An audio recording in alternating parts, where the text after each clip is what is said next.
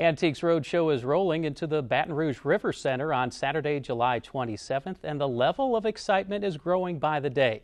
We thought it would be a good idea to share a few of the stories of some of the people bringing in their treasures for the appraisers to review. Back in the 1950s, Sam Phillips created the iconic Sun Studio in Memphis that recorded some of the greatest artists of all time. And one retired university professor has an impressive collection from Sun Records. But it's how she got the albums that is truly remarkable. Well, it's 1 for the money, 2 for the show, 3 to get ready. Now go, cat, go, but don't you step on my blue suede shoe. Retired LSU English professor Barbara Sims has held on to her record collection over the years. Growing up in the 50s, she grew up with rock and roll. There was so much bad publicity and religious objection, to Elvis. Mm-hmm. And what did you think of rock and roll at the time? Oh, I loved it. Barbara's record collection of Elvis, Johnny Cash, and Jerry Lee Lewis, among others, is noteworthy because one of her first jobs out of college was working at the legendary Sun Studio in Memphis, Tennessee for 3 years.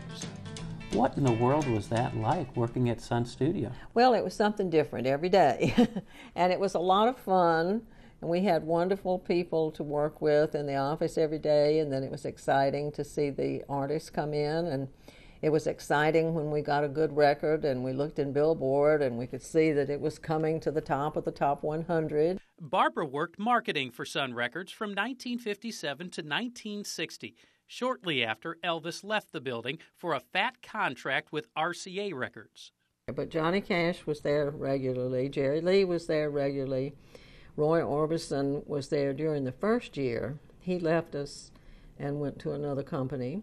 And over the years, Barbara has held on to many Sun Records keepsakes. Barbara, this is a fabulous collection. Thank you. I'm a little proud of it myself, Charlie. I'm blown away. Jerry Lee Lewis, Carl Perkins, Johnny Cash. When you see this, which one sticks out? Even some Elvis Presley 45s? Well, I really do think the two early Elvis are the most valuable, possibly, and ones that so many people are interested in. Tell me about it. Well, the two things about Mystery Train and Blue Moon of Kentucky is that they do represent what has become sort of a cliche now that rockabilly, as this genre of music came to be called, is a blending of country and R&B, of black music and white hillbilly music. And both of them were not considered proper and were not played on regular popular stations in those days. What are on the other sides of these songs? Are they pretty good too? Well, That's All Right Mama probably is better known than Blue Moon of Kentucky. Not too shabby. Yeah, not too shabby.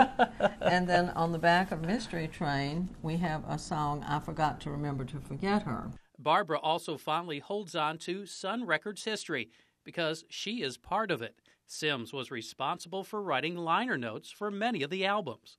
The Carl Perkins was the first one that I wrote. The liner notes to the Carl Perkins album. Right. This was Carl Perkins' first? That was his first album. That was Sun Record Company's first album. Wow. You can do anything but lay off of my blue suede shoe.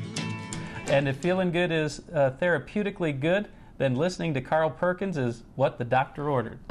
That sounds a little corny, but anyhow, that always makes me feel good. And Carl said about himself later in his life, this is feel-good music. She also feels good when she looks back on the liner notes of one Johnny Cash album called Country Boy. Well, this is the only one that I sort of waxed literary instead of just giving biographical information.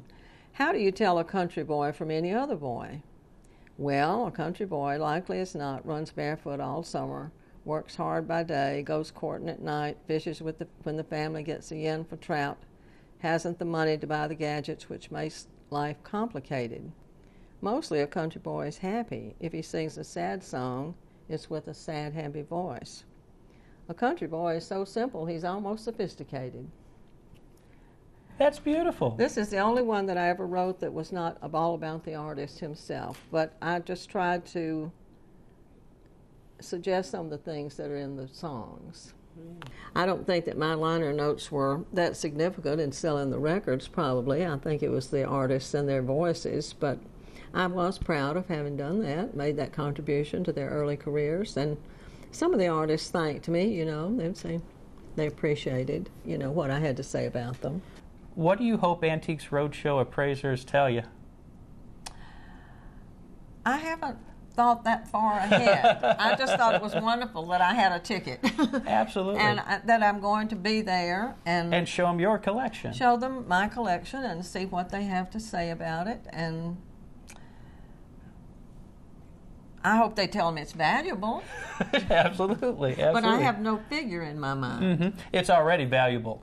It's valuable to me. Absolutely. Yes, it's very valuable to me. But the significant thing I think about my collection is that it's owned by me and that I had input in their production, and I was there when a lot of this music was made. I was in my office listening to the people recording these particular songs, and then it was my job to let the press and the trade publications and the distributors and the national, you know, people know that we had put out this record. So I do think it's historical. You can do anything but lay off of my blue suede shoes.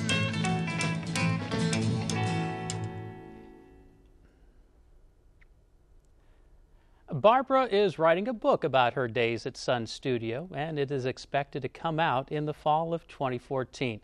We will also follow Barbara and let you know what Antiques Roadshow appraisers tell her about her wonderful record collection. Now, the event is already sold out, but you do have one more chance to win tickets to Antiques Roadshow coming to Baton Rouge.